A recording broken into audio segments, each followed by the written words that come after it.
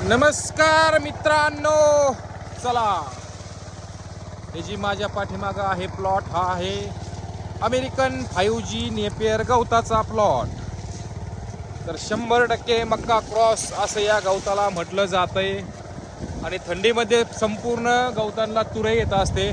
चला तर आपल्या अमेरिकन 5Gचा जो हा प्लॉट आहे याला पण तुरा मारलेला आहे. हे बघा, हा तो तुरा आहे आणि तुऱ्या कशा पद्धतीने तुम्ही बघू शकता. हे बघा,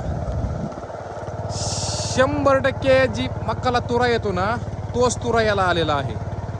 म्हणजे याचा अर्थ असा आहे की 100% मका क्रॉस नेपियर गवत ओळखायचं कसं, तर अशा पद्धतीत त्याला तुरा येतो बघा. आणि त्याची जी पानं आहेत बघा, हे बघा, 100% पानं जी आहेत ती मक्याच्या पानागतच असतात. त्याचे संपूर्ण जी व्हिडिओ वगैरे जे आहे आम्ही आमच्या यश गोट फार्म अँड सीड्स या यूट्यूब चॅनलला संपूर्ण माहिती टाकलेली आहे.